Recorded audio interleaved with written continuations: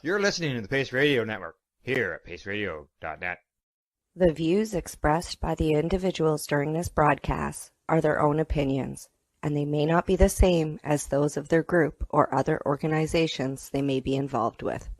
All medical advice during our broadcast is not a medical opinion and should be checked with your medical physician. Oh yeah, baby, that's lovely.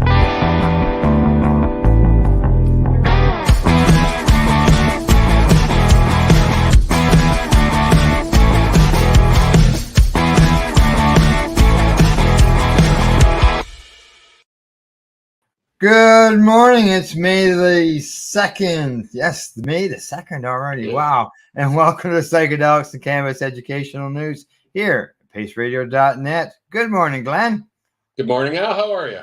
Oh, not too bad. I'm looking forward to what I'm seeing here on my eyewitness weather. And I can tell you, it looks like a beauty out there. Well, it's supposed to be 19 here today, so I'm very happy. Bike riding weather, because last week you had flurries. It's bike riding weather, but I don't have a bike anymore, so.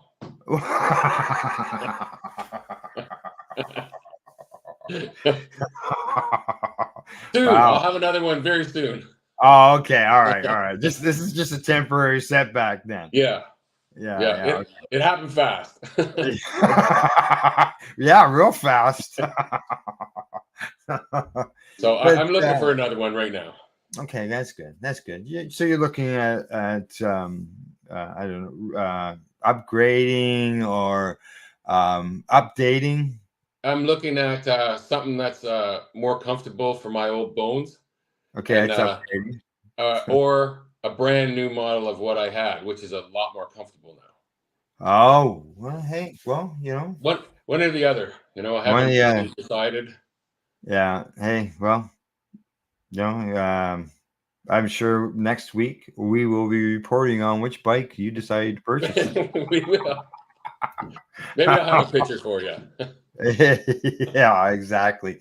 As well as just to get started on some news end of things, just a reminder, everybody, that this coming Saturday is the Global Marijuana March. Global, okay, that means worldwide. The one that I'm involved in and what we're involved in is the one in Toronto. Everything gets started from 11 o'clock till 5. Just show up.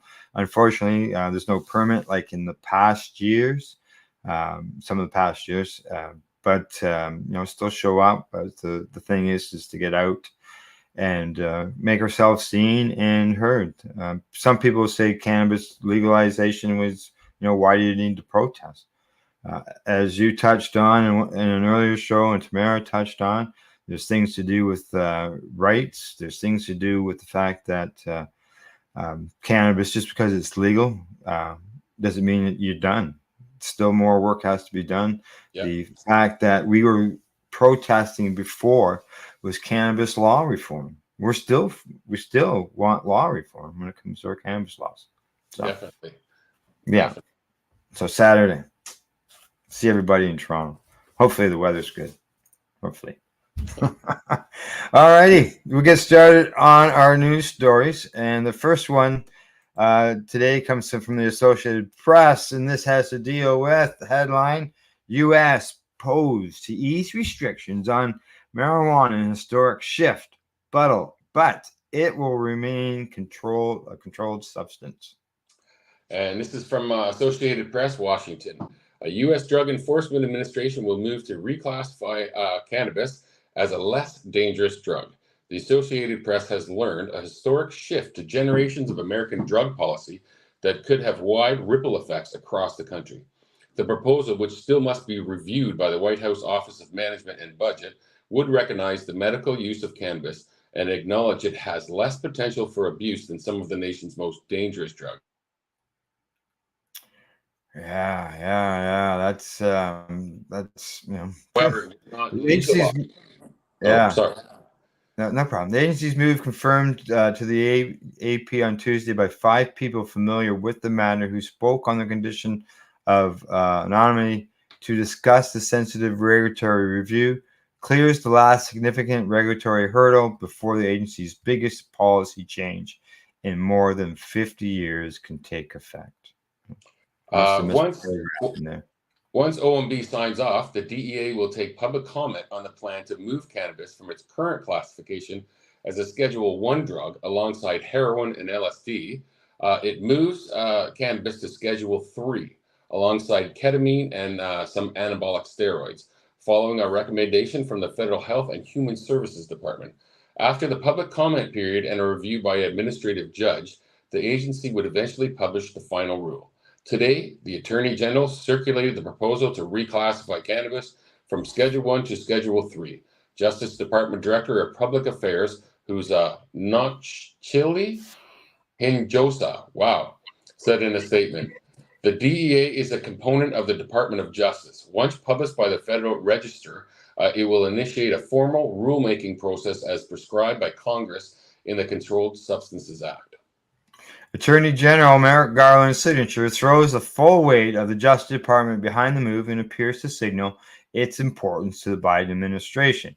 It comes after President Joe Biden called for a review of federal cannabis laws in October of 2022 and moves to pardon thousands of Americans convicted federally of simple possession of cannabis. He has also called on governors and local leaders to take similar steps to erase cannabis convictions. Come on, governors, let's do it.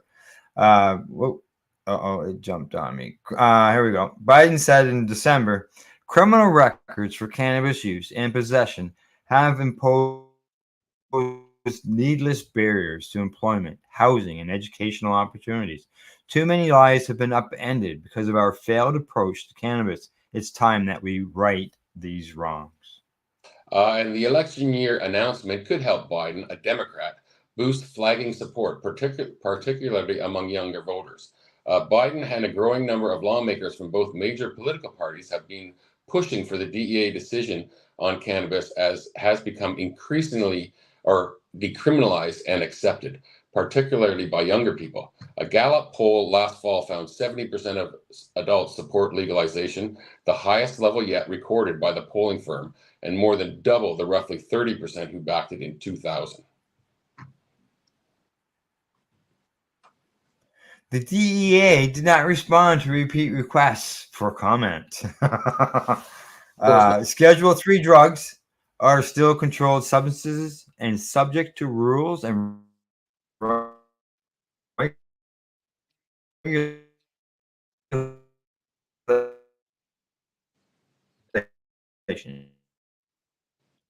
And people who traffic in them without permission could still face federal criminal prosecution, lead to harmful side effects. Jack Riley, a former deputy administrator with the DEA, said he had concerns about the proposed change because he thinks cannabis remains a possible gateway drug, one that may lead to the use of other drugs. In terms of us getting clear to use our resources to combat other major drugs, that's positive, Riley said, noting that fentanyl alone counts for more than 100,000 deaths in the U.S. every year. On the other end of the spectrum, others argue cannabis should be treated the way alcohol is. And this comes from Senate Majority Leader Chuck Schumer. He says, while this rescheduling announcement is a historic step forward, I remain strongly committed to continuing to work on legislation like the Safer Banking Act, as well as the Cannabis Administration and Opportunity Act, which federally deschedules cannabis by removing it from the Controlled Substances Act. Yes. Congress must do everything we can to end the federal prohibition on cannabis and address long-standing harms caused by the war on drugs. And federal drug policy has lagged behind many states in recent years, with 38 having already legalized medicinal cannabis and 24 legalizing its recreational use. That's helped fuel fast growth in the cannabis industry, with an estimated worth of nearly $30 billion. Easing federal regulations could reduce the tax burden that can be 70% or more for businesses. That's fair. According to industry groups, it could also make it easier to research cannabis, since it's very difficult to conduct authorized clinical studies on Schedule 1 substances.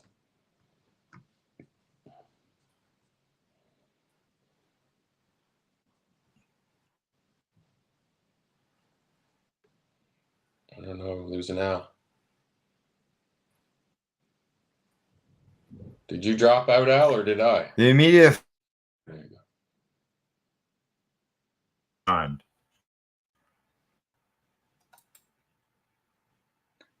I don't know where we are here. Critics point out that a Schedule 3 drug. You there, Glenn? Schedule 3 drug, cannabis, would remain. Oh, okay. All right. Would remain regulated by the DEA. That means that roughly 15,000 cannabis dispensaries in the U.S. would have to register with the DEA like regular pharmacies and fulfill strict reporting requirements, something that they are loath to do as that the DEA is ill-equipped to handle. And then there's the United States international treaty obligations, chief among them 1961 Single Convention on Narcotic Drugs, which requires the criminalization of cannabis. In 2016, during the Obama administration, the DEA cited the U.S. international obligations and the findings of a federal court of appeals in Washington in denying a similar request to reschedule cannabis. Well, Wow. we know that the UN has a little bit of a different stance on things. So hopefully, maybe that helps this persuasion of changing, because, the reclassification is a step. It took them 50 years to get to that step. Okay, Canada was the signatory on that same treaty. Yeah, So and other countries have as well. How did we get out of it then? It didn't seem to be a big issue, did it? No. Basically, we said we're out of that. Yeah. We were. Yeah, exactly. And way we went. So let's hopefully, Schumer's words are good. Being able to get it out of the Controlled Substances Act. I think he's been pro legalization for a number of years now. So I really believe what he says on this issue, at least. Yeah, let's hope so. We've just been battling nonstop to get this Banking Act passed. That it's just getting old. It's going to get moldy. It's been sitting so long. All righty, on to the next story. This one comes from MJ Biz Daily. The headline on it says, Auditor KPMG dumping cannabis clients over elevated risk. KPMG in Canada has decided to cease providing financial statement audit services to businesses in the cannabis industry, making an incredible turnaround for a company that has raked in millions in the burgeoning sector. The accounting firm confirmed the move in a statement to MJ Biz Daily, citing elevated risk in Canada's adult use cannabis industry. Kevin Dove, he's the National Director of External Communications for KPMG, says that KPMG in Canada is committed to delivering high-quality audits and upholding the integrity of our capital markets. Given the continued challenges facing cannabis growers, we have made the decision that this elevated risk no longer meets the risk tolerance of our audit practice. The move is the latest blow for a sector facing a multitude of micro and microeconomic headwinds. A briefing note to Canadian Finance Minister Chrystia Freeland had obtained through an access to information request spelled out systemic financial distress facing the country's cannabis producers. Some of the issues covered in the report included snowballing excise tax debt by cannabis producers, the amount of excise debt deemed uncollectible, which rose to $50 million Canadian by the end of February. Almost no sustainable profits are being earned by private sector cannabis companies, while government-owned wholesalers rake in record profits. A disproportionate number of cannabis producers entering the creditor protection. I gotta say that this is 100% caused by the Canadian government and the tax. Yes. Yeah. Absolute insanity. You keep going, and I'm going to let the dog out. I'll be right back. Earlier this month, Canada's federal government declined to ease up on its excise levy, a tax on sales the industry sources says is the main impediment to sustainable profitability. The KPMG spokesperson did not reply to further queries from MJ Biz Daily, notably about whether the decision applies only to Canada-headquartered cannabis companies or whether it also applies to those in other countries where their shares are publicly traded, such as Israel and the United Kingdom. And companies receiving notice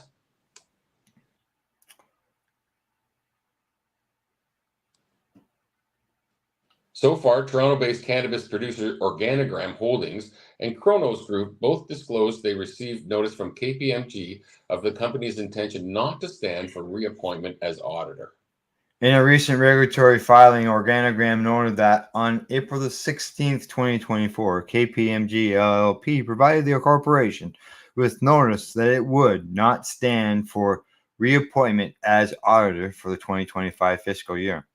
To facilitate the transition to a new auditor, KPMG said it's prepared to continue to perform an interim review for the second and third quarters of 2024 and to perform the year-end fiscal 2024 audit according to Organogram's disclosure.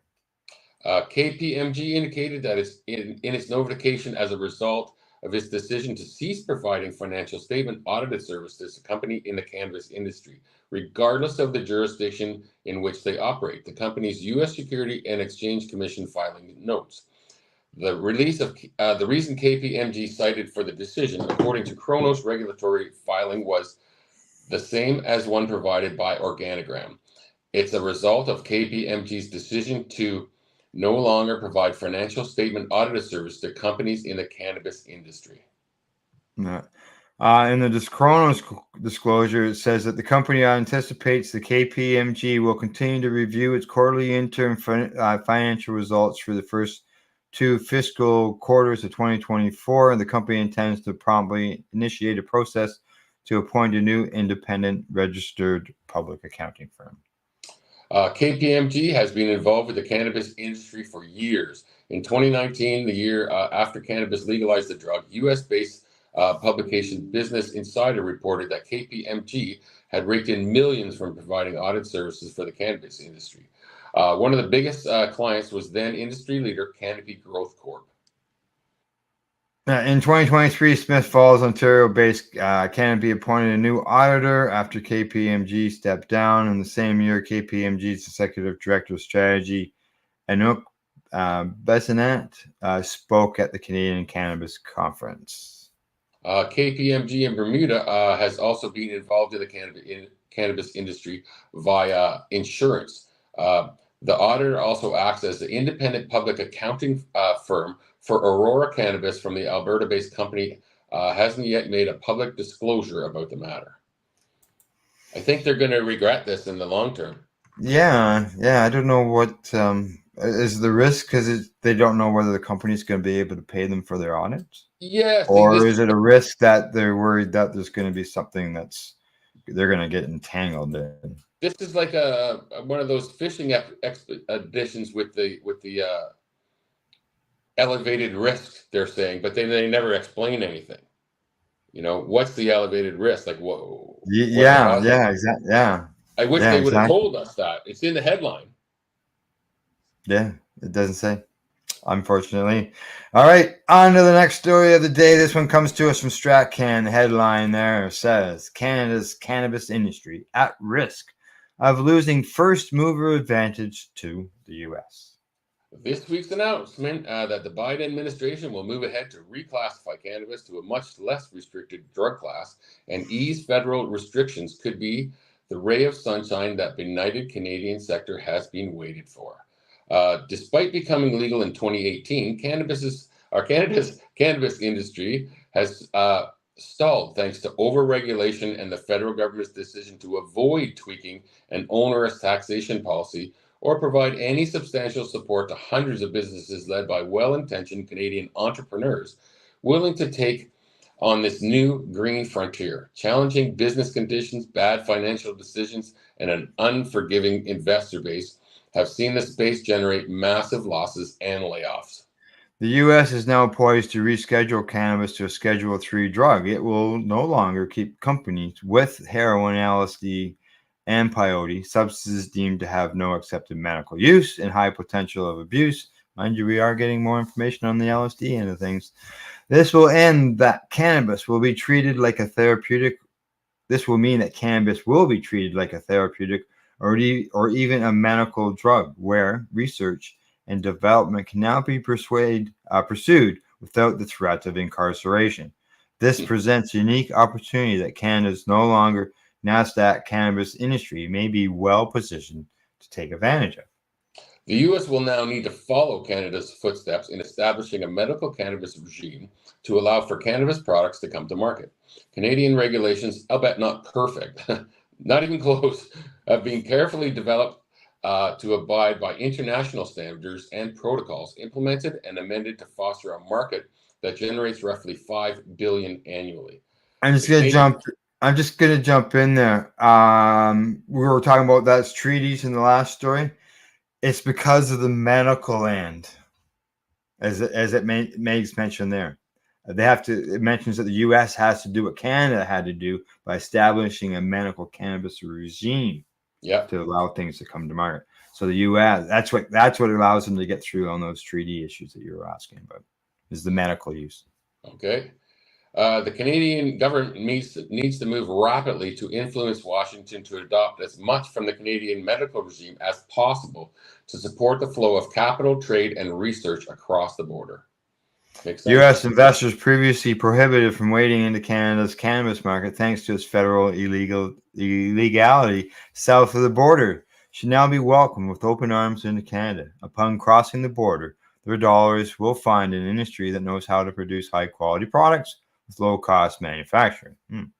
Our market is also a gateway to Europe, Israel, and Australia, as many Canadian companies have invested heavily in their facilities in order to achieve the required accreditation to export cannabis products to those countries for medical purposes.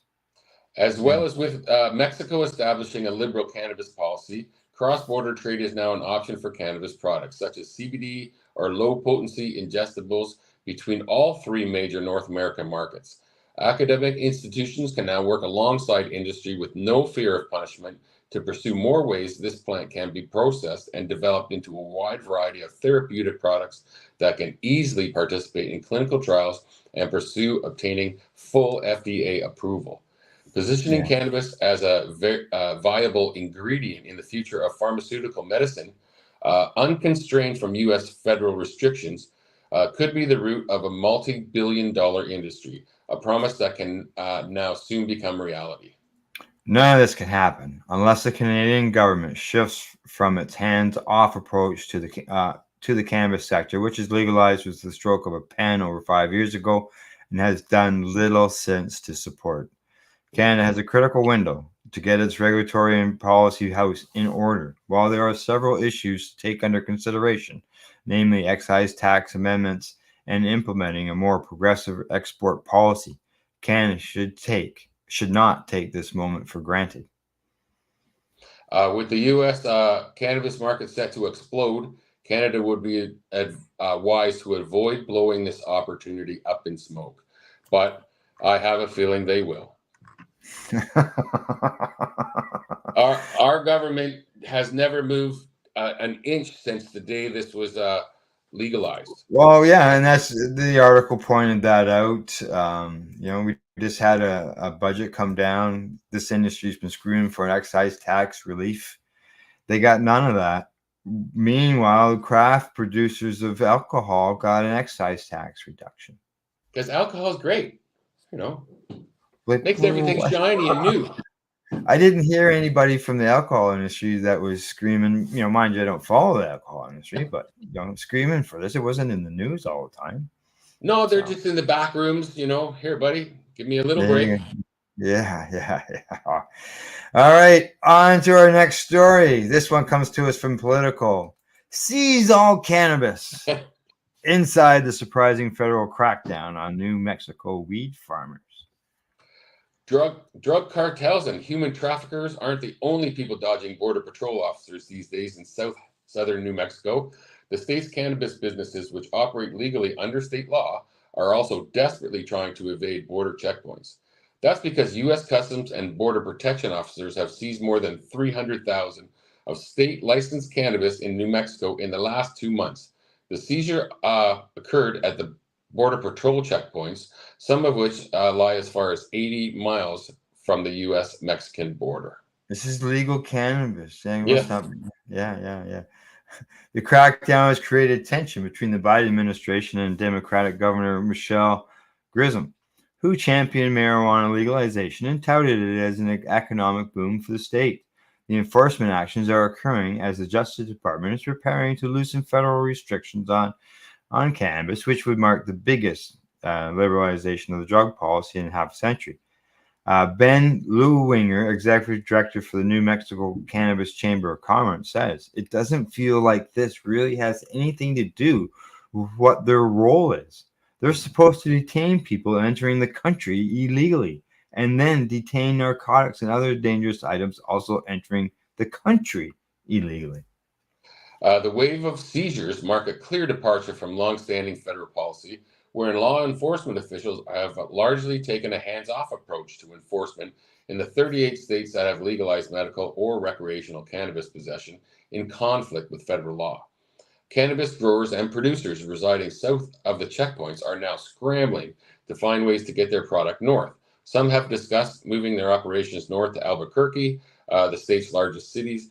Others are using tactics to bypass checkpoints that originate in a time when the cannabis world was still entirely off the books, and still others are looking to the skies, considering drone transport for small amounts of product. I'll be dropping it out of planes. In a recent phone conversation with an unnamed senior Biden administration official, Lujan Grissom called Department of Homeland Security Secretary Alejandro Mayorkas response to the crackdown inappropriate. In audio of the call, which was recorded by a third party and posted on X, the governor also pushed the official. It's unclear which branch of the federal government they work for to take action. Either you have to adjust it, or I have to send you a letter saying you're prosecuting the states. You are not using your discretion. You're not working with me on immigration, said Lojan Grissom, whose office confirmed the authenticity of the recording, but would not identify the administration official. And it says that, and I don't want to send that letter, but I'm boxed in. A spokesperson for Customs and Border Protection acknowledged that some states have legalized cannabis, but told Politico that because it remains illegal under federal law, individuals violating the Controlled Substances Act encountered while crossing the border, arriving at a U.S. port of entry or at a Border Patrol checkpoint may be deemed inadmissible and or subject to seizures, fines, and or arrest. Las Cruces is at the intersection of two highways about an hour north of El Paso, Texas, where a CBP checkpoint along U.S. Route 70 to the east and I-10 to the west and I-25 to the north, according to local companies who've been stopped along those routes. At least 15 licensed cannabis producers in the southern part of the state have lost products at CBP checkpoints along these highways, according to data gathered by a coalition of operators in the southern part of the state.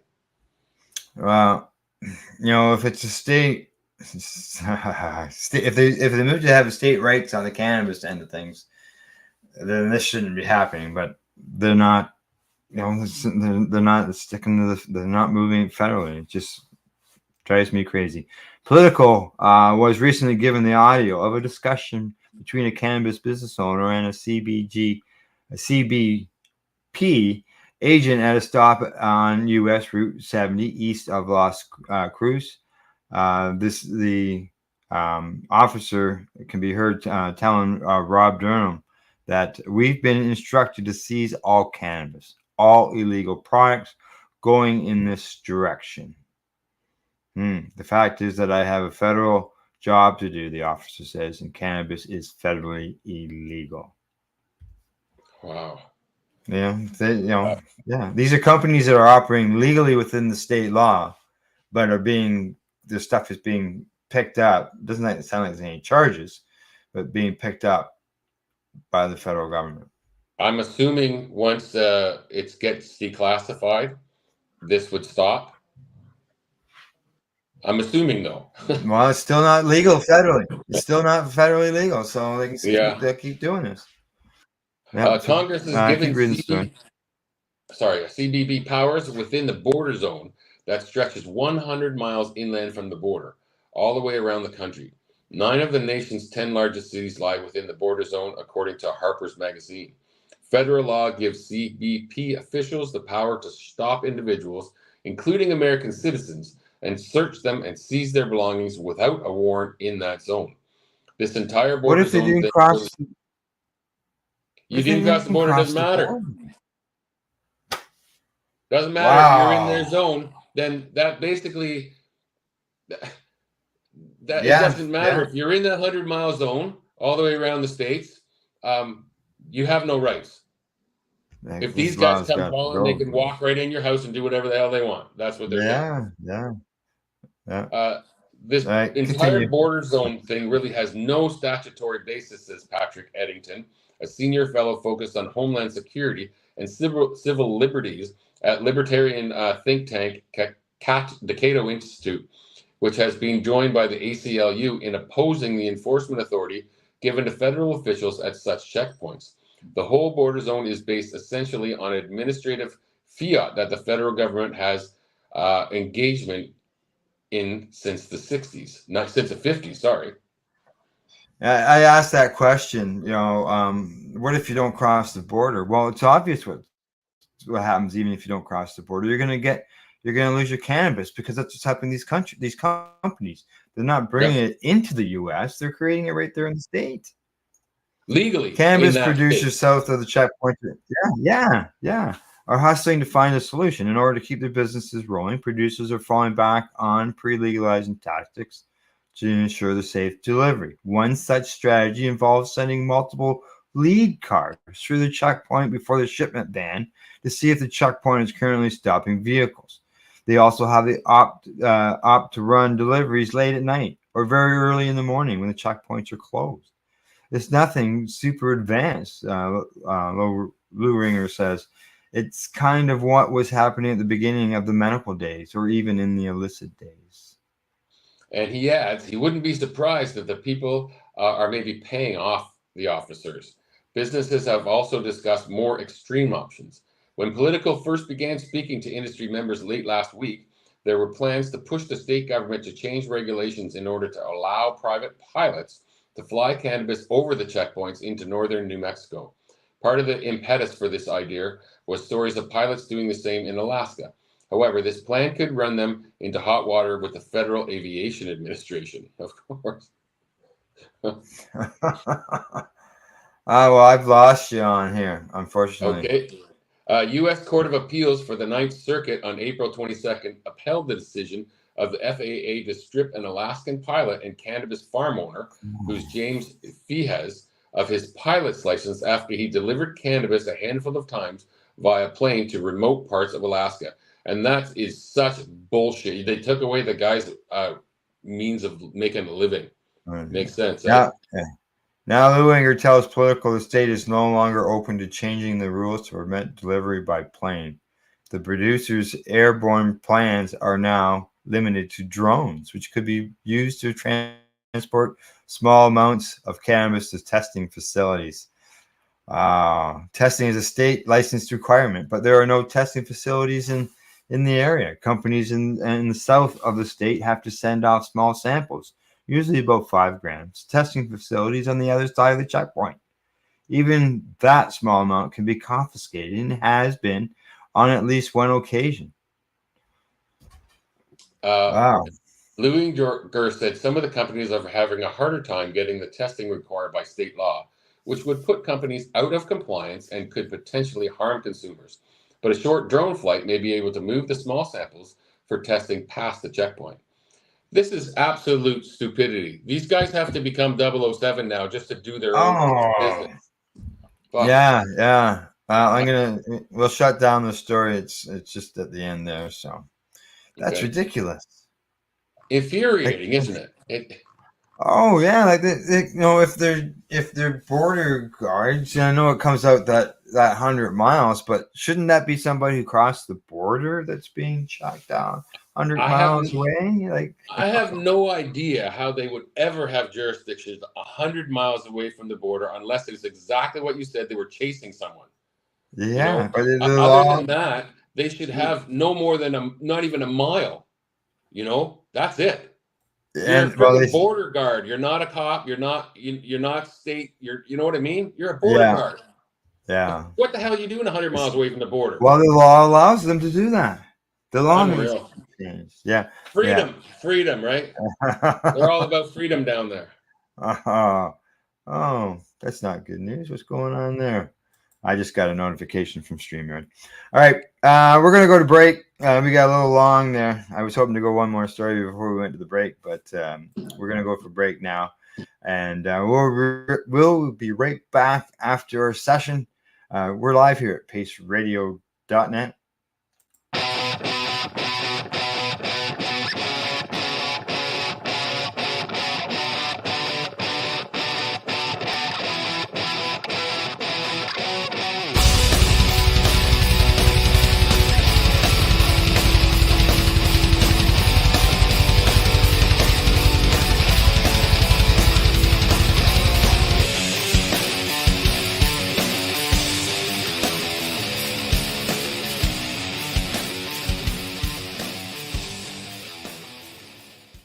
You're listening to the Pace Radio Network here at paceradio.net. Cannabis edibles are an effective way to manage pain and other ailments, especially when you deal with your trusted partner, Legacy 420, in Tyendinaga Mohawk territory. You see, we lab test every product on site to ensure proper dosage every time, which is critical when consuming cannabis edibles. All Legacy 420 edibles are made by our classically trained baker and chocolatier, and we also have super tasty vegan options. Our baker has been in the industry for 25 years. She's also a chocolatier. Everything from savory to sweet, your chocolate bars, brownies, butter tarts, you name it, we make it. Talk to our knowledgeable Cannatex about our incredible variety available. Give your trusted partners a call. Legacy 420 out on your road.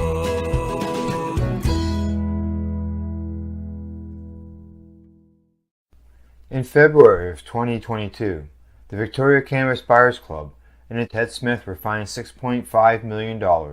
This for helping 8,500 patients with access to medical cannabis. In our interview with Ted, he spoke to us about how people can donate to help in an upcoming court challenge. And here is part of that interview. From what I've seen lately, I believe that you've got something that you're trying to do as far as fundraising to deal with this next court challenge. For now, people can write checks directly to Jack Lloyd Law Corporation or send e-transfers to save the VCBC at gmail.com. I guess those are the two easiest ways for people to help right now. PACE Radio is the People Advocating Cannabis Education Radio Network. Limestone City Hydroponics is Kingston, Ontario's hydroponics shop. Take your growing to the next level and create the optimal environment with a tent kit or maximize your yield with an ebb and flow flood table kit. Either way, Limestone City Hydroponics has more sizes and options to fit your needs. Are you looking for the power of the sun that adapts to your budget? Then look no further as they have professional grow lighting. They have indoor grow systems that are easy and cost effective with many options to fit your living space and lifestyle. Cultivate your growing potential. We have everything you need to succeed. And if you can't make it to the store, they offer local delivery to the greater Kingston area. Remember, when you're looking for experts to help you grow, then look no further than the locally owned Limestone City Hydroponics, 105 Sunderland Drive in Kingston, Ontario. Call them at 613-548-0420. Enjoy the buzz of legalization with Campbellford Lifestyle Shop. From lights to plant nutrients, books, consumption accessories, and more, we've got all your basics to grow or consume cannabis. Visit our info center or take a look at our piercing services and body jewelry, now available in-store through Campbellford Lifestyle Shop, 17 Bridge Street West, Campbellford. We are People Advocating Cannabis Education here at paceradio.net. Hey, we're back, and we're ready to bring you some more stories here on Psychedelics Cannabis Educational News. And the first one up after the break comes to us from CTV News, and the headline says, Inside Alberta's Promising Psychedelic-Assisted Therapy Industry. The view from Cena Life's new clinic in South Edmonton's high-rise look out to clear the edge of the city. And in a row of treatment rooms, that line the office space, you can see the optimism within the company that the psychedelic-assisted therapies offered have a strong future in mental health care in Alberta. It's a big step up from the single-room prototype space where Sina Life's team of health professionals first began integrating ketamine, psilocybin, and MDMA with psychological counseling for persistent conditions like PTSD, major depression, and anxiety. It was a one-room shop that let us build the process and clinical pathway and transition that was evidence into operationalizing it, says Jacques Lovely, who is their chief operating officer. Alberta became the first province to regulate the use of psychedelic therapies for the treatment of mental health disorders in 2022. The rules allow licensed clinics under the direction of a psychiatrist to provide psychedelic-assisted treatments and outline how the patient is to be monitored while in an altered state. For ketamine, which has other long-standing medical applications, these regulations allowed it to be used in combination with psychotherapy. Psilocybin and MDMA are both still illegal, but registered practitioners can get approval for use with a specific patient through Canada's Special Access Program. Good luck to that one. Sina Life partnered with Calgary-based company ATMA as ATMA Sina Psychedelic Healthcare Solutions. Is one of the few providers who have navigated the strict administrative process required to gain special access approval for each patient and legally provide these cutting-edge therapies. As psychedelic-assisted therapies become more widely known, accepted, and integrated into existing healthcare networks, Lovely anticipates the field and their business will grow steadily. He says awareness continues to grow. We do a lot of public awareness. And with the Alberta Blue Cross announcement, the whole issue is in the news all the time. So we're seeing more and more inquiry calls. In March, Alberta Blue Cross announced it would include psychedelic-assisted therapies in its insurance coverage plans. The only insurance company in Canada to do so. Come on, the rest of the country. Initially, this was only cover ketamine therapy, but is designed to include psilocybin and MDMA treatments once the medicines are legalized for therapy. MDMA is expected to be approved for use in the United States this summer, and Lovely said it will likely be okayed in Canada shortly after. The precedent-setting coverage from Alberta's largest healthcare plan provider is a sign that normalization of these long-studied, long-prohibited treatments. It will also reduce one of the largest barriers patients who qualify for the treatment face, which is cost. All psychedelic-assisted therapies are delivered in private clinics in Alberta. A ketamine-assisted program costs $4,800 and up, and depending on the number of sessions, the price for an MDMA-assisted therapy is around $7,000. Wow. Yeah, wow. Holy smokes. That's the barrier right there. Yeah, the medicine itself is relatively inexpensive. The 20 hours of nursing care and the 23 hours of psychological that come with the 2 MDMA sessions, however, are not. That sounds very, very excessive. We have 43 hours of care after use. That's wow. Yeah, paying for that, yeah. Lovely said he expects up to 70% of the cost to be covered through ABC. Through the exact amount will depend on individual plans. Right now, only about 30% of people who inquire about treatment with ATMA Sina follow through, with expense being the primary deterrent. He said, of course it is. Yeah. I don't know who can afford $7,000. Yep. There is a hype bubble that surrounds all things psychedelic, but there's also the growing body of evidence that supports some of the boosterism with mental health care.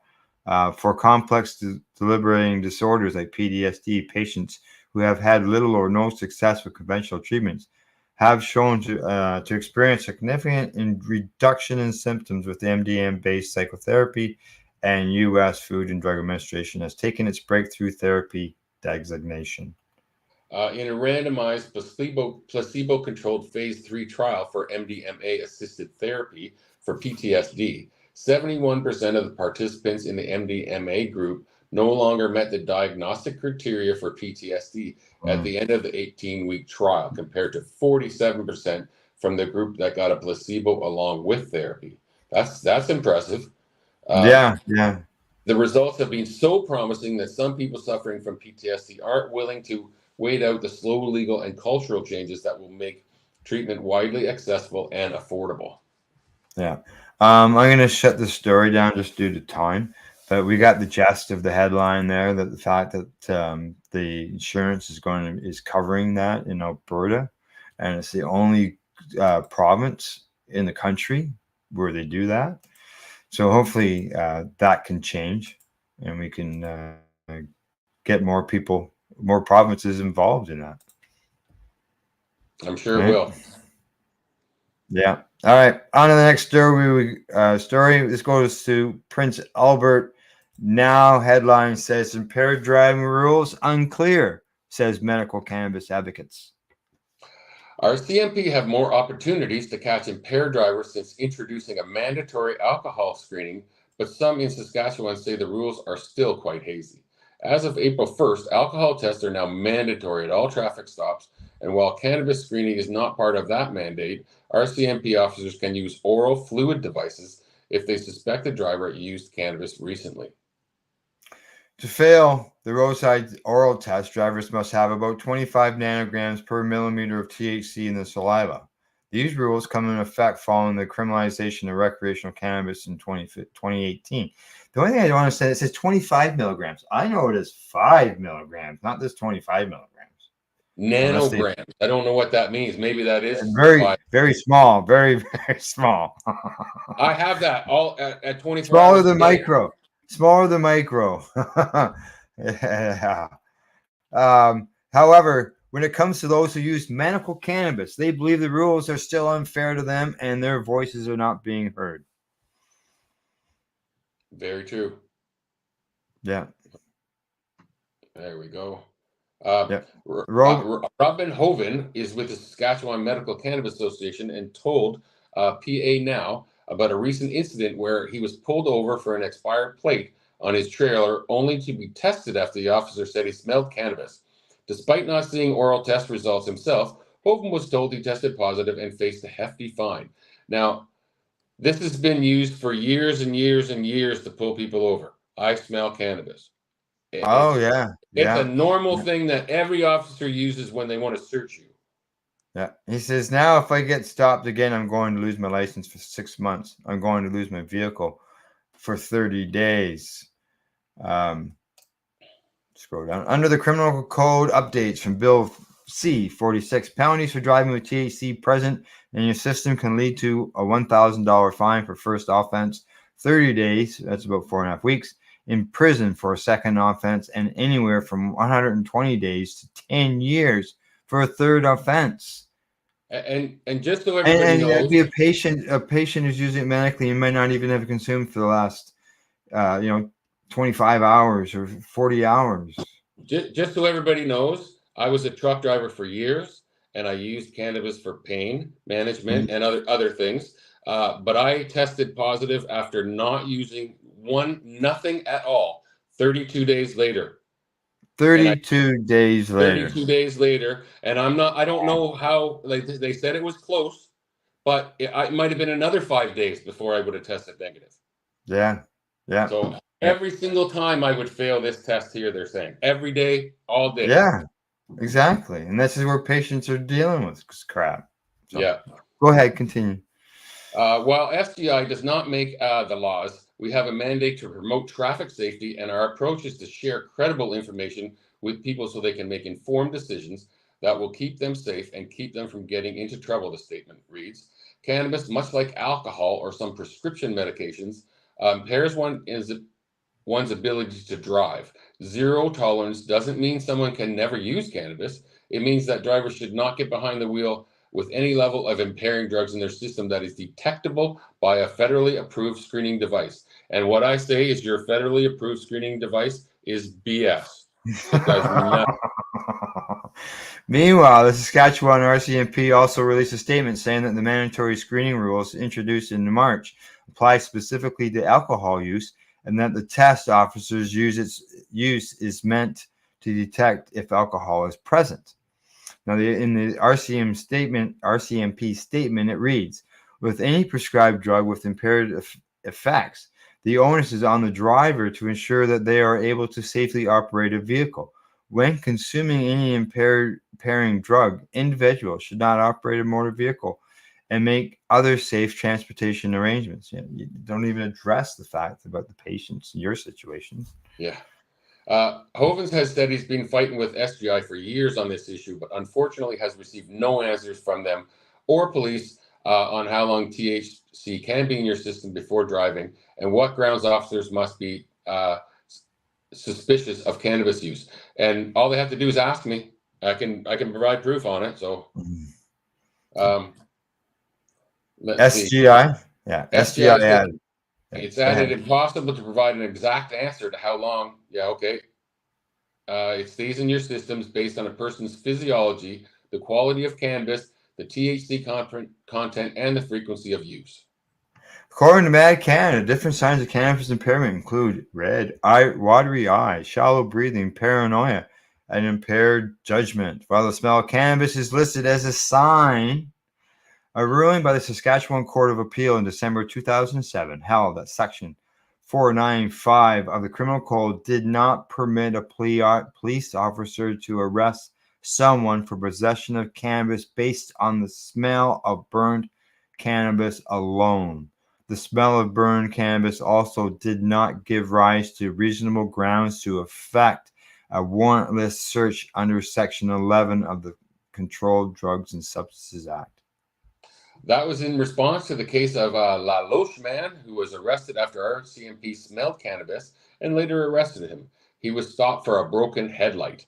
Alicia Yashjian with the Medical Cannabis Association referenced that Court of Appeal ruling while speaking to PA Now and believes the rules are confusing and more education on cannabis is needed. She and Hovind say a course that those charged with impaired driving need to take is about 95% focused on alcohol with little room to discuss cannabis. While she believes the actions of police are in the right place and that impaired driving is wrong, the policies are doing more harm to medical cannabis patients. Yes.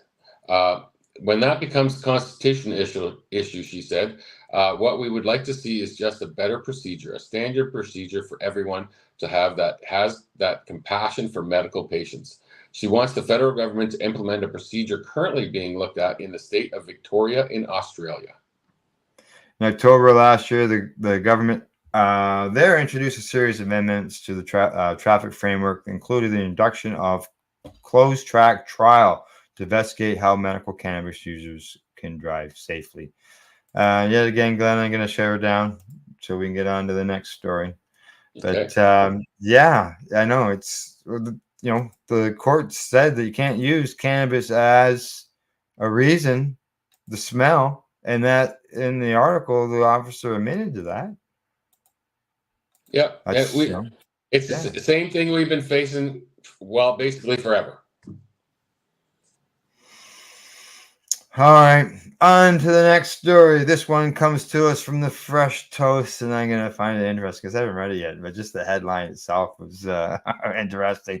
And the headline says, the benefits of consuming marijuana alone. We're hearing about all these medical benefits about cannabis.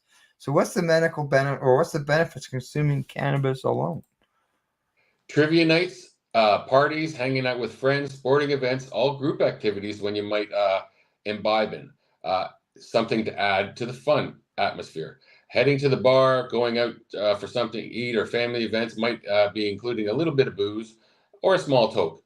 Both can put you in the right mood, but here are the benefits of consuming cannabis alone.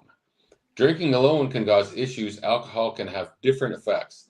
A big difference between cannabis and alcohol is the latter is a depressant. Cannabis, in the right doses, tends to reduce anxiety, can help battle depression. Also, overindulges with cannabis leads to falling asleep, where overdoing it with cocktails can lead to blackout and serious health issues. Cannabis is surprisingly effective and malleable when consumed alone. If you challenge yourself, it can be used for different activities, including creative, social, and physical. When getting the dosage right, cannabis can act as a stimulant for your brain, helping you journal and doodle, or for your body, pushing you to work out or clean and sort through your closet. I use cannabis with all those. Another benefit is you can enjoy the wonder of being in a high state of mind. Experts express they love watching a movie on a large screen as it makes them feel they are in a movie theater. It can also make you feel like you meld with music when you're high because cannabis affects your sense of timing. When you smoke cannabis, your brain slows down and becomes more sensitive to the rhythms of music. It makes it easier to appreciate the subtleties in the music. Personal reflection and growth are other prime reasons for solo cannabis consuming. It allows individuals to immerse themselves in a deep journey into their own being, stripped of the distractions and outside influences that often cloud our understanding. For introverts, this can be time to balance and recharge. The best part about cannabis is you can enjoy it without a hangover, allowing you the next day to be free, to be productive. Before diving into your solo cannabis journey and all of the perks it can result, here are the 6 safest practices. 6 safest practices. Hang on here. Oh, you have to click on that link to get them. Yeah, you have to go to another page. We're not doing that. We don't have time to do that. But yeah, there's lots of good reasons there. They talked about exercise or going, myself, I go for walks. I always take some doobies with me. We're going to run through the last 2 stories just really quickly, just due to the time end of things. But make sure that we get them out. This next one comes from MJ Biz Daily. The headline there says that Canada recalls contaminated cannabis after government testing. So we'll get the gist of this and we'll move on again. Canada's federal regulator has issued a recall for a batch of recreational cannabis sold in British Columbia, citing microbial contamination discovered by random government testing. The recalled cannabis was grown by Alberta producer Sirona Pharma, also known as Acreage Farms. The recall stems from Health Canada's random cannabis testing program launched in 2023 to analyze products bought with licensed stores, from licensed stores. The recalled lot includes 1,200 28-gram packages of purple gelato punch sold under the Full Sesh brand and packaged in September of 2028. How did that many packages get out? Health Canada's testing determined that the affected product does not meet certain microbial contaminant limits for yeast and mold and bacteria set out in government regulations according to the agency's recall notice. And the regulator did not specify the microbial contaminant in question, but advised consumers to immediately stop using the product. Health Canada said there has been no reports of adverse reaction to the recalled cannabis. Yeah, it says the recalls are uncommon in the country, but I know we've had some over the years. But there's the main information for everybody as far as what the product is and what's being recalled. Right. So, and the last story here that we're just going to touch on as well. And I see you moving around, Glenn.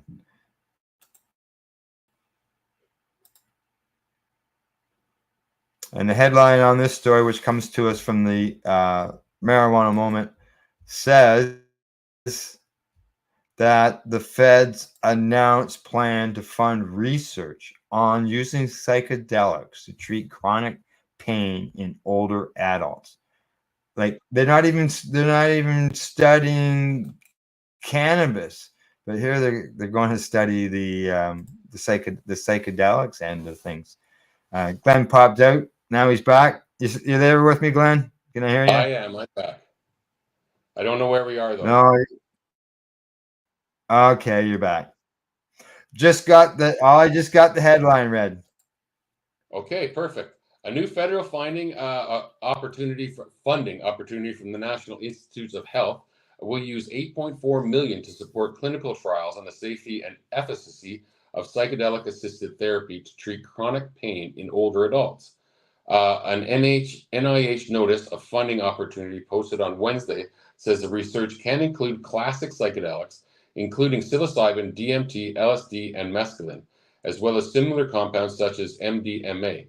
Cannabis and ketamine are not considered psychedelics for the purposes of the clinical trials. Oh, approximately 40% of older Americans report living with chronic pain, the funding notice says, with the treatment of pain later in life, involving acetaminophen and basically aspirins, opioids, and other drugs, along with behavioral therapy, psychological, physical activity, acupuncture, and electrical stimulation, being complex and often inadequate. Yeah, a potential novel approach. A potential novel approach to treatment of chronic pain in adults. Oh, go ahead. Oh, we're running over each other. Research with psychedelics was inspired by millennia of indigenous experience incorporating sacred plant medicines in ceremonial healing practices. More recently, the notice says evidence of the efficacy of PAT has been particularly notable in depression, anxiety, especially existential distress, post-traumatic stress disorder, and substance use disorders, among other indications. I'm hoping I'm at the right spot here. Screen's bouncing. A potential novel approach for treatment of chronic pain involves adults is psychedelic-assisted therapy. Research with psychedelics is inspired by millennial indigenous experience incorporating sacred plant medicines. More recently, the notices evidence of the efficacy of PAD has been popularly notable with depression, anxiety, and use to PTSD. Oh, I think I just reread some stuff, so I'm bouncing around, Glenn. That's okay. There's only one more paragraph here as far as I see. Oh, no, there's a couple more. The grant, which will be overseen by NIH. Oh, yeah. You want to keep going on it? Just get this paragraph done and we'll finish her off. Okay. The National Institute for Aging and the National Center for Complementary and Integrative Health will award up to $3.4 million per year in fiscal 2025 and 2026, and up to $5 million per year in 27 to 29. The broad range of eligible organizations includes colleges and universities, nonprofits, for-profit businesses, state or local governments, federal agencies, and others such as school districts and tribal organizations. There you go. Money that's being used for psychedelic therapy as far as research, which is good. Yep. About time. Yeah. Exactly. Geez, those bouncing websites, that just makes things hard with all those pop-ups and little video clips, you know. All right. What do you say? That's it? That's it for the day. That's it for the day. Can't even go for a bike ride. You don't even have a motorcycle anymore. You're sold. No motorcycle. The dealership was phoning me while we're on air. That's why it jumped out.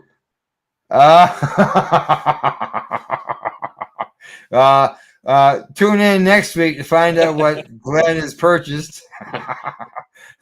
Otherwise, that's our news report for today from the Legacy420.com news desk for May the 2nd.